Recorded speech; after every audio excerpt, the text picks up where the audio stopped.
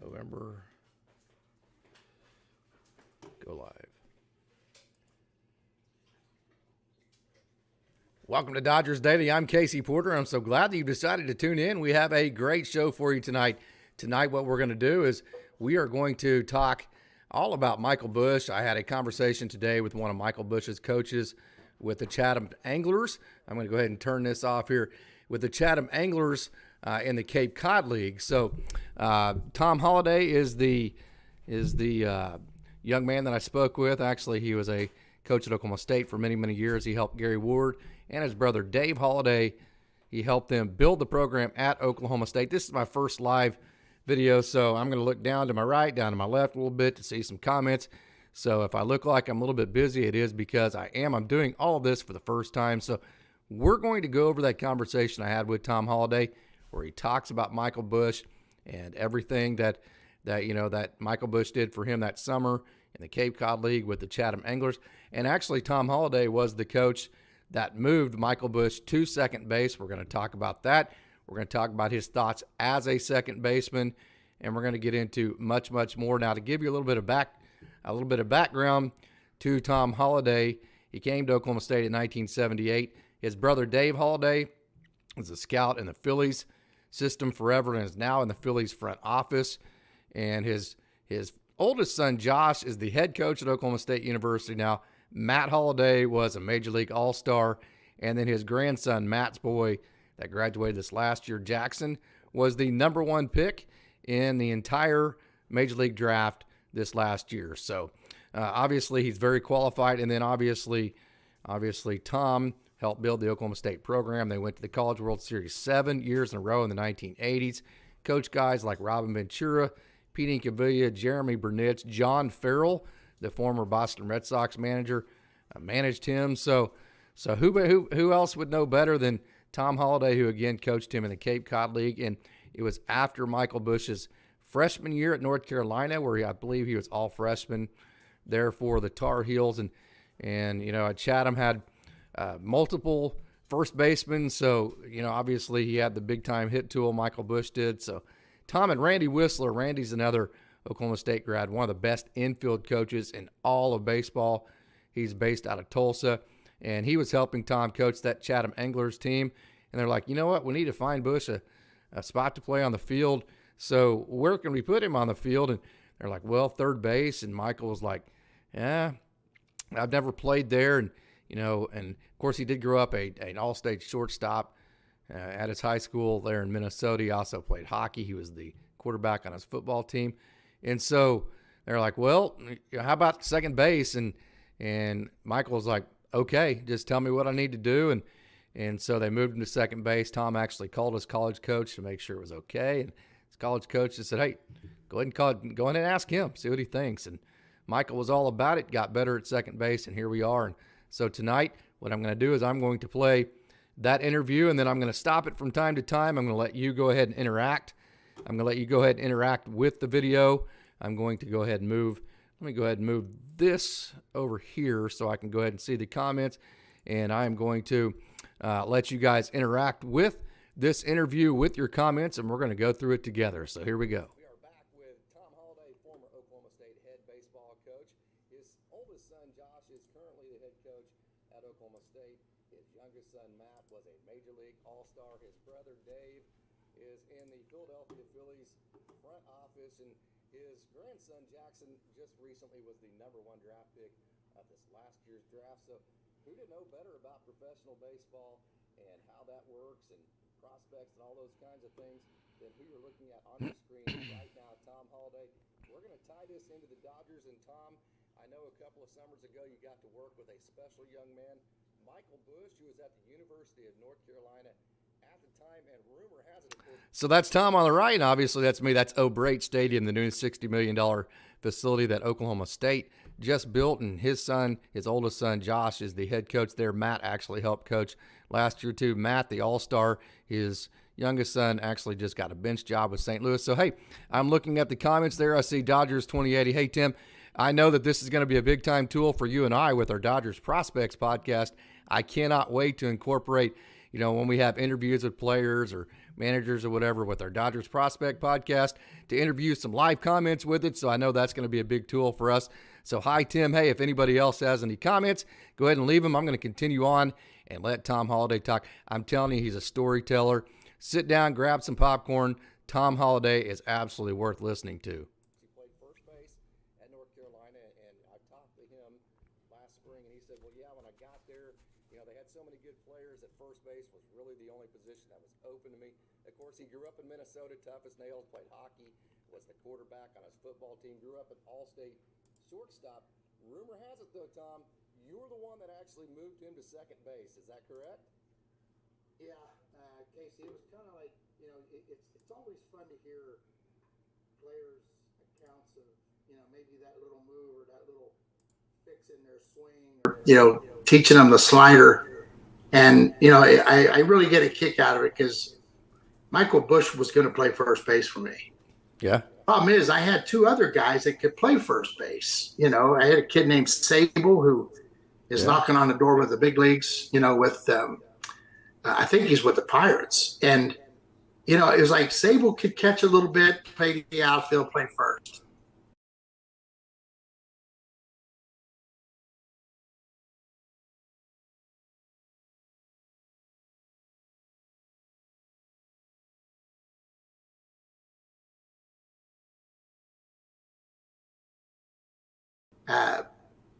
I knew Michael Busch was going to hit Pirates. I called his coach, and his coach, a good friend of mine. I said, Forbesy, what do you think?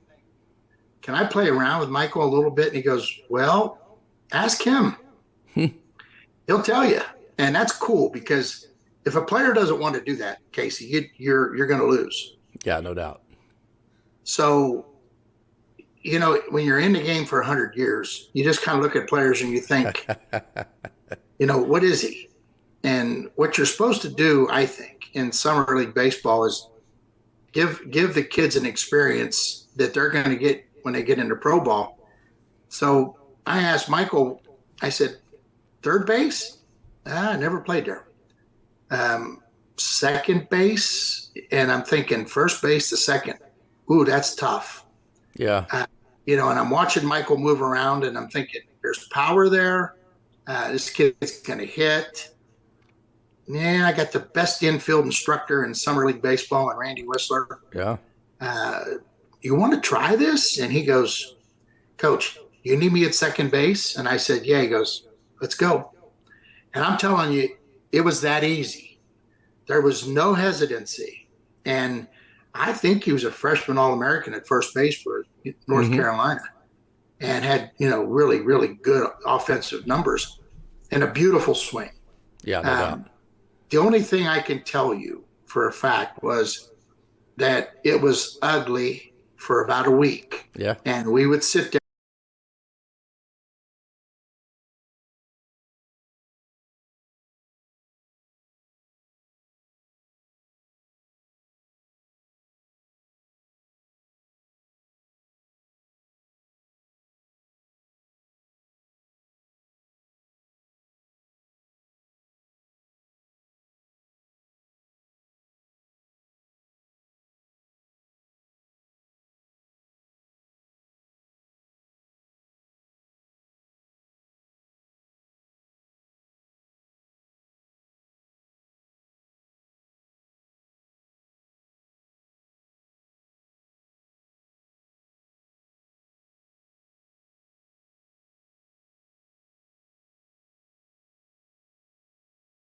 and just say, don't hit it to second. Don't hit it to second. Then all of a sudden it was like, hey, you know what?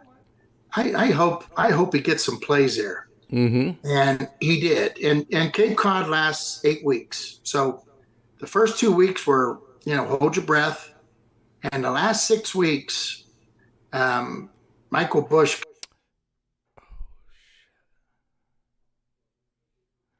Okay, so I think I made a mistake there just a minute ago. But hey, before I think I had my microphone.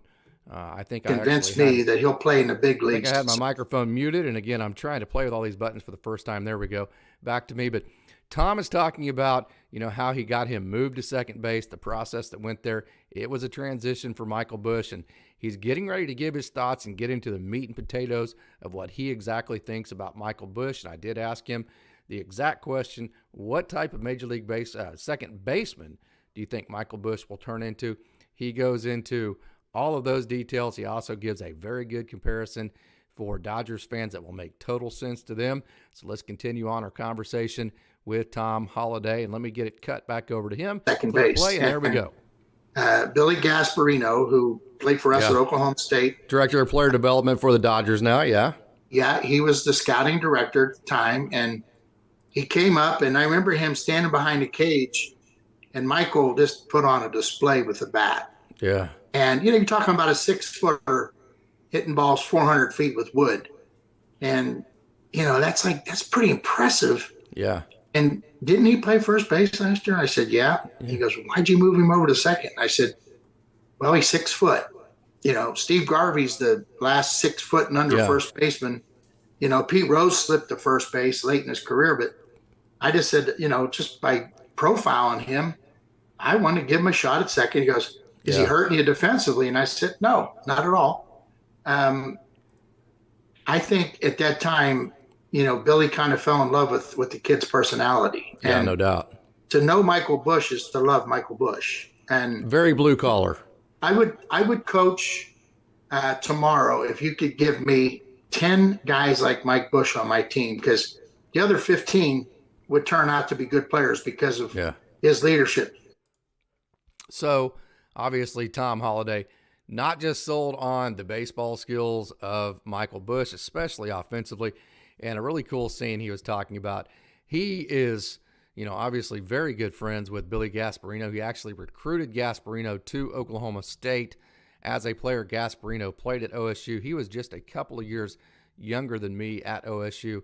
I graduated in 1996 from Oklahoma State, and he was in the late 90s when Tom was actually the head coach at OSU. So Tom actually recruited Billy Gasparino, the director of player development in the Dodger system, to play at OSU. Gasparino, him and Jay McCullough and that group, very, very good. They won the Big 12 at that time.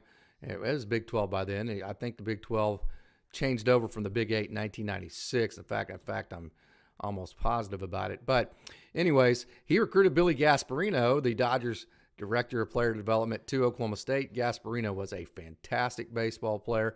And so he's talking about, he's sitting around the batting cages before one of the games in the summer. Gasparino's coming to the Cape Cod League games, and he's checking out all the different prospects, and he's talking to all the people he knows, which obviously the first guy that Gasparino is going to go to is his former coach at Oklahoma State, Tom Holliday, and he's going to say, hey, what do you see here? Of course, Tom is not coaching in college right now. Tom, actually, after he was at Oklahoma State, he went to Texas and became the pitching coach for Augie Garrido. I know also he's been at North Carolina State and a couple of different other locations, but he is currently not in the game coaching. So Tom Holliday right now doesn't have a dog in the fight, although his oldest son Josh is the head coach at Oklahoma State, and he does live in Stillwater. Having said that, when it comes to the rest of them, he's a very good source, and his brother, like I said, was a scout for the Phillies for forever. His nephew, who is his brother's son, Heath Holliday, actually was a Dodger scout for a while. So who better to ask than Tom Holliday what you see in the Cape Cod League? And so they're sitting around talking, and Michael Busch is taking BP with a wooden bat, and he's absolutely putting on a show for everybody involved. And so it was a pretty impressive setting, and one that Tom Holliday remembers very, very well. So that is the story that he is telling right now. So we're going to get back to it and let him tell it a little bit further. Tomorrow, if you could give me 10 guys like Mike Busch on my team, because the other 15 would turn out to be good players because of his leadership. He's a quiet kid. He doesn't run around, giving speeches to the players about how to act. Right. He's one of those kids that just gets his glove, goes out, does his warm up, gets his bat, does his thing, and plays the game. And again, like I said, I've been around this game a long time, around a lot of players. There's been as many guys fail as there has succeed. And some of the guys that have succeeded, their personalities stick with you. And Michael Busch is one of those kind of guys that. Okay, so I'm going to go ahead and transition back to me, and I wanted to stop it right there because you need to understand Tom Holliday coached all the way back into 78. He coached Bob Horner, actually, at Arizona State. He was the one who recruited Bob Horner, yes, the Bob Horner, to Arizona State in the 70s.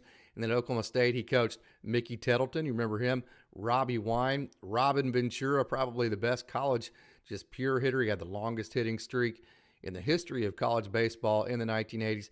Pete Incaviglia, who was the college baseball, how do I put this? He was the college baseball player of the century for the 1900s. So take that on for size. He also coached Jeremy Burnitz.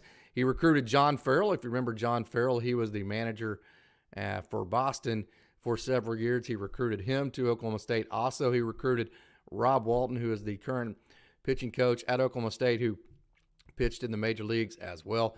Dennis Livingston, Billy Canwisher, all sorts of guys like that. So I say that only to say that Tom Holliday has coached, and then he was at Texas and North Carolina State, so he coached all of those guys. He has coached absolutely the cream of the crop talent at the college level. So for him to make a statement that, some guys' personalities you remember and some you don't, and Michael Busch is one that I do remember, and he was not even a guy that he coached in college.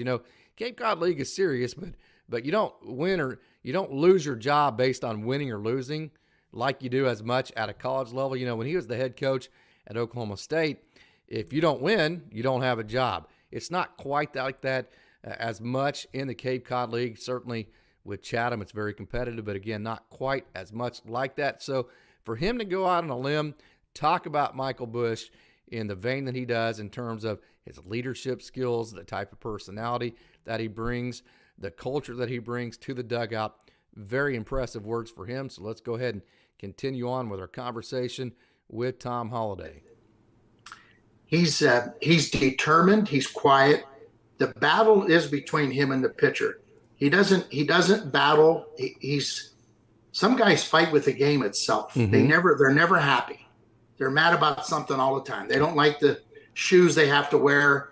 The bat's not, it's old, it's dry rot, whatever. Everything's stacked against them, that kind of stuff. Yeah, there's always something, and Michael, you're right. He's from Minnesota.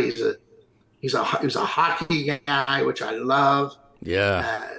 Tough inner circle, his people, his friends, they respect him. So when the Dodgers take him in the first round, I'm like, yeah, that's interesting. The makeup is there, the talent to hit, Casey, which wins out all the time. No doubt. You hit, you play. So he's talking about the hit tool of Michael Busch, and we all know the hit tool is just simply fantastic. It is, some people think, elite, and Tom Holliday totally sold on the hit tool. Heath Holliday, one of the Dodgers scouts at the time, is his nephew, and they were very big on him. They got the word to Billy Gasparino, the director of player development for the Dodgers. Hey, this guy is absolutely, completely legitimate hitting, and obviously, nobody really needed to speak for Michael Busch at the time because he had already had a very successful freshman season on a very, very, very good North Carolina team, so his name was already around. In fact, he was good enough to get chosen to play in the Cape Cod League. So he's talking about his hit tool. He's already talked about his leadership, getting ready to talk about how he hits. Then he's going to get into the meat and potatoes of the type of defensive player that he thinks Michael Busch will be at the major league level. So let me cut it back over and let's get back to it. And the Dodgers are playing a guy named Muncy. Yeah. It might be the ugliest position player in the world, but he hits. Hit at Baylor too, didn't he? Yeah, he plays at second. He plays third. He plays first. He's played the outfield, but he hits. Yeah. So they've proven that they're not afraid to go on a guy like Michael Busch. Yeah. And honestly, I think Mike's due to get to the big leagues. The Dodgers are so good right now.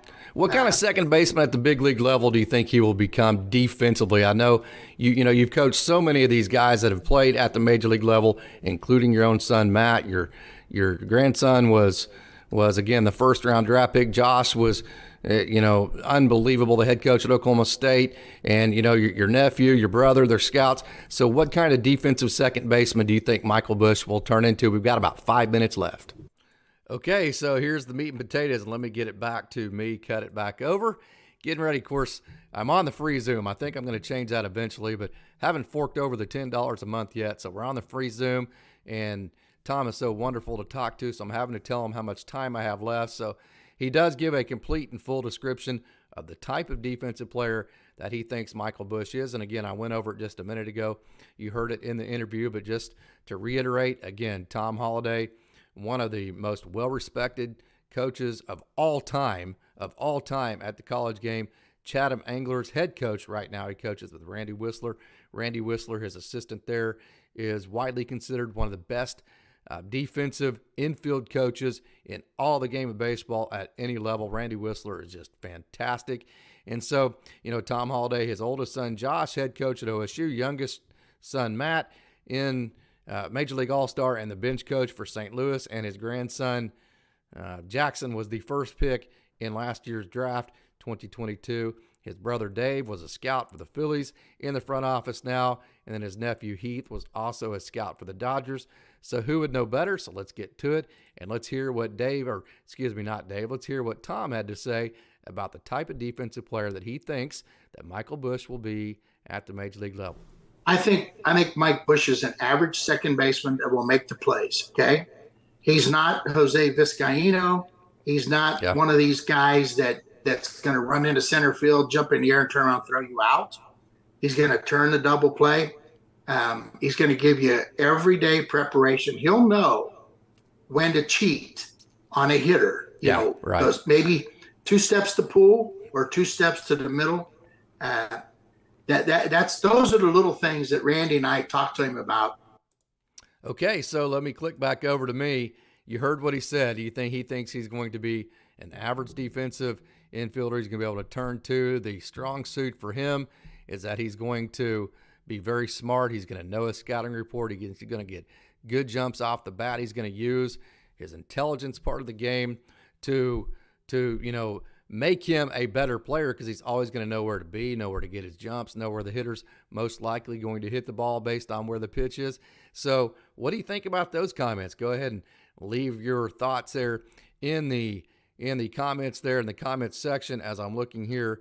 And, so there are Tom Holliday's thoughts on the type of Major League Baseball player that second baseman defensively that he thinks Max Muncy will be. So if you want to, go ahead and leave a comment about what you think about his comments. And as we do that, I am going to go ahead and click back over to him, and we're going to continue on our conversation with Tom Holliday.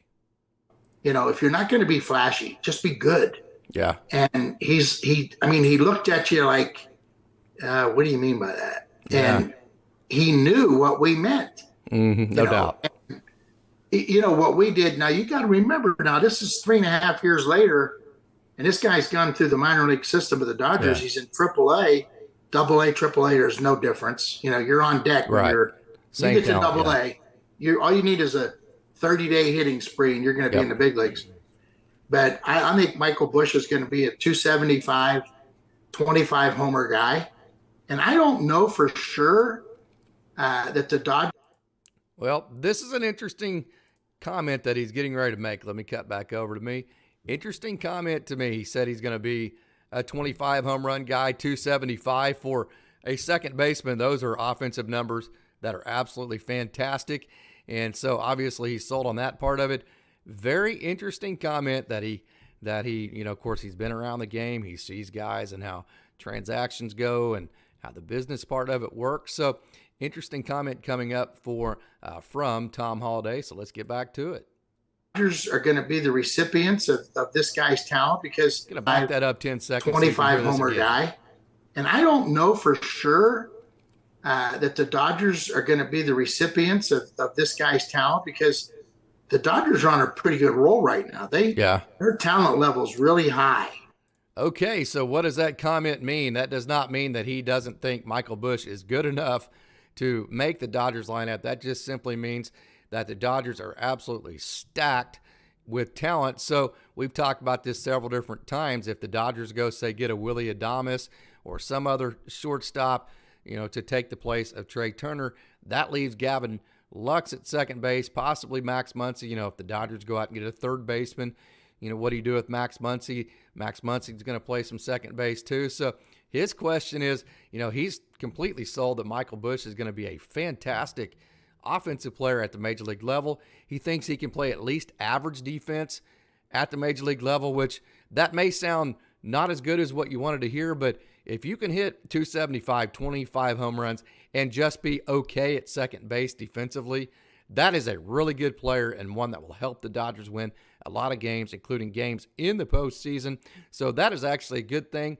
And Tom's his viewpoint on this is, surely there's a lot of teams out there that see a lot of value in that. And if the Dodgers are log jammed at second base, of course, he was put on the 40-man roster, and so he's just one phone call away from Los Angeles. But if the Dodgers choose to go out and get a Willie Adames, then what do they do with Michael Busch? And does he end up with another team for the bulk of his major league career, and they reap the benefits of that? So that's what he means by that. I thought that was an interesting comment. So, that kind of gets you into thinking, well, man, we certainly don't want to lose Michael Busch and a second baseman that can hit 275 and 25 home runs, that has, all of the features that Tom Holliday has talked about as far as his work process and the type of person he is. Not a guy you want to lose. So that is a big, big situation that the Dodgers are trying to cover right now. Is you have Gavin Lux, you have Jacob Amaya, you have Michael Busch, you have Max Muncy, you have all these guys that need playing time in the infield and can hit. What do you do with all of them? So that's kind of his question there. And that's what he'll be really interested to follow. So let's finish this thing up. I think we have less than a minute with Tom Holliday. And what Michael Busch can do for the Dodgers is be a presence in the dugout that you will love. Yeah, no doubt. You got to have guys like that. I think Mike Busch is better than just a 25th man, can play first, second, third, left field kind of guy. I think he can play every day in the big leagues.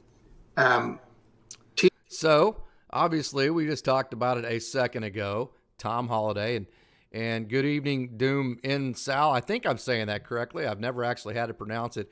If I am not saying that correctly, go ahead and correct me on the comments, but I think I'm saying that correctly. Thank you for joining so much. Doom Sal, I think is how I'm going to say that, or Do M Sal. So go ahead and correct me how I'm saying that. But again, Tom Holliday thinks that Michael Busch is an everyday second baseman. For those of you that haven't been with us the entire evening, I'm going to recap just a little bit. Asked him point blank.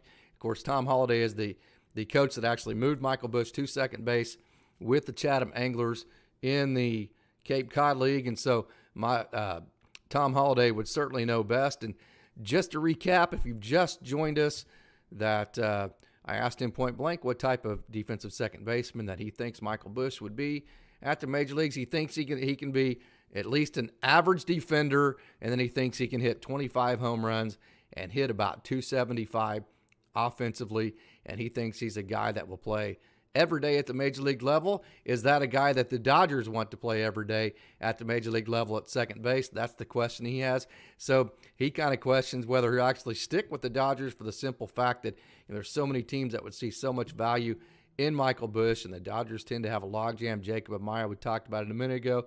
Jacob Amaya, if you go out and get a Willie Adames, Gavin Lux, Max Muncy, you have possibly four guys to play two spots. And so that's kind of his question. So there's a recap for all of you that just joined and just got logged on and commenting. So let's go ahead and, like I said just a minute ago, let's go ahead and finish our conversation with Tom Holliday.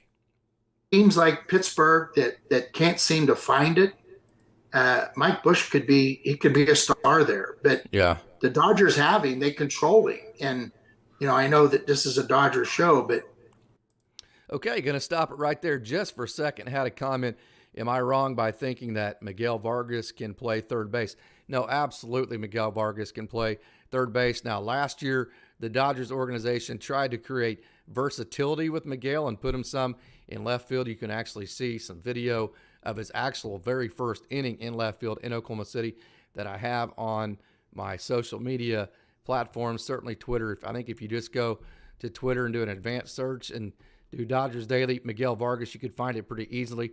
But yes, Miguel Vargas, his home is third base. That's where the Dodgers need him to play. He played second base quite a bit, 2021, the year that he was the AA Central hitting champion, and he's played third base and then played some left field, and obviously he's played some first base too, but his most comfortable position is third base. And I'll tell you what, if you watched him in Oklahoma City last year, he did get quite a bit better over there. So Miguel Vargas, definitely, that's why I think the Dodgers need to bring back Justin Turner. It's not that I don't think Miguel Vargas is good, but I think it would be perfect. It's the exact opposite. I think it would be perfect for Miguel Vargas if the Dodgers brought back Justin Turner, for the simple fact that at that point, I think that you could play Justin Turner just enough at third base to let him mentor Miguel Vargas into the starting role at third, and I think that would absolutely be the best case scenario for Miguel Vargas. We have another comment.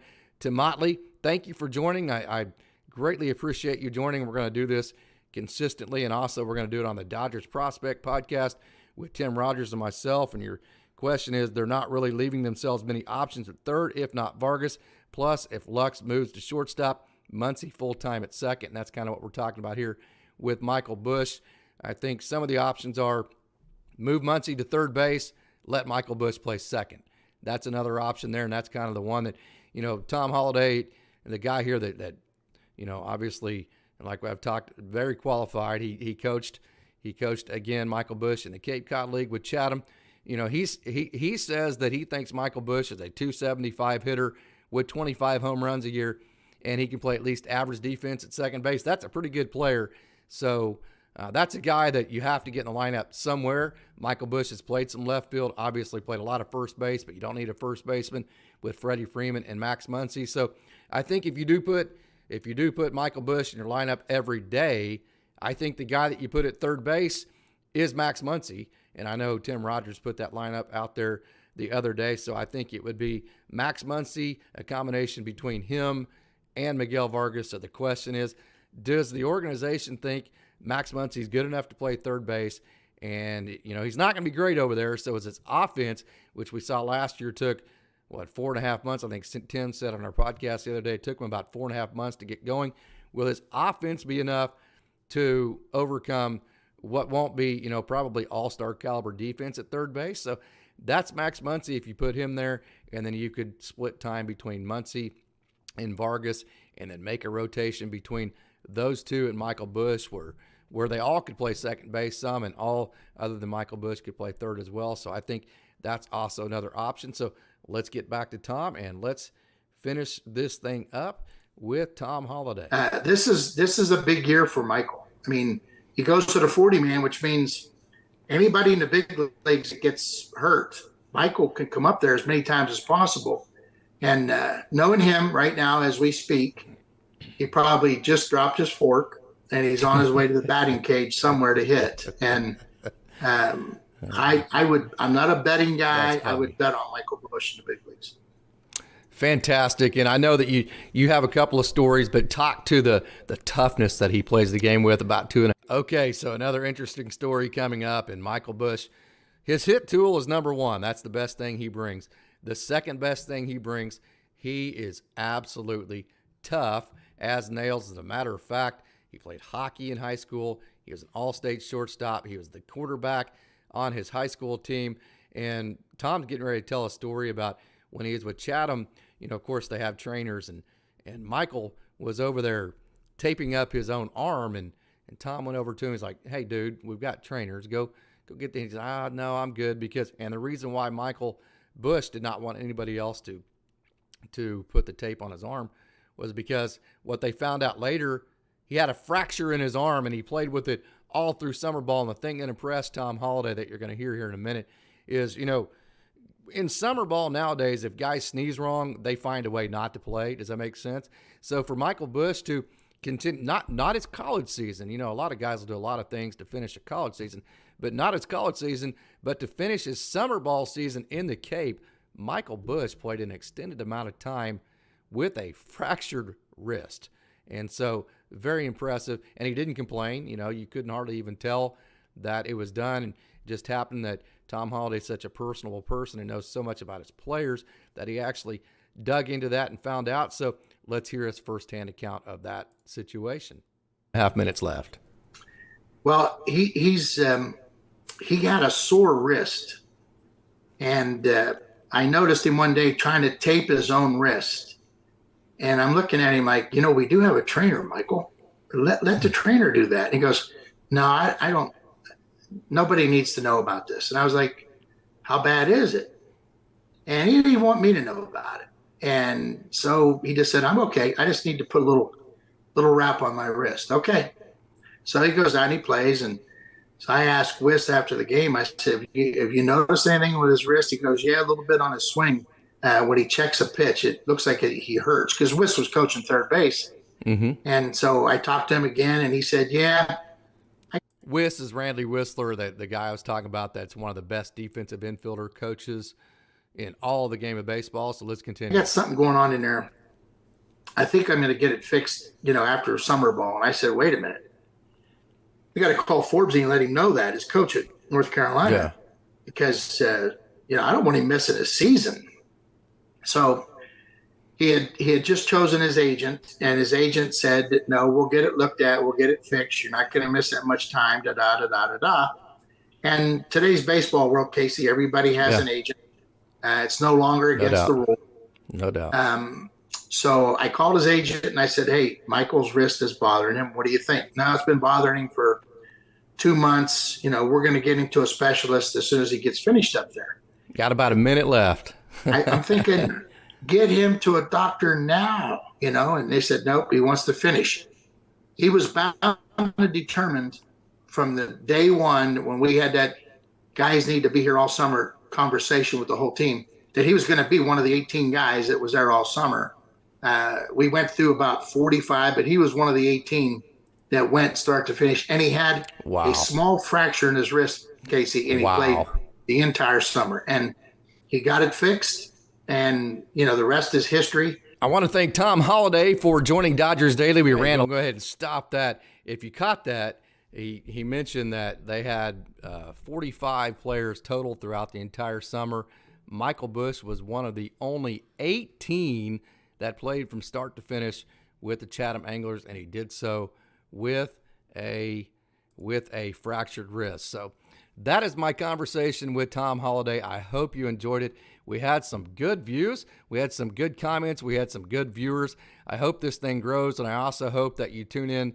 We're going to set, probably Tim Rogers and I are going to set a time schedule where him and I can go live with some Dodgers prospect stuff and get that really big, because I know there's a lot of people that would like to comment on the prospects and want to know this and that from somebody maybe that watches them every day. So I'm very excited about this feature, excited about bringing you, live content straight from the people themselves, and we can all talk about it and talk about their comments all in live time when we watch the interviews. So, hey, thank you so much.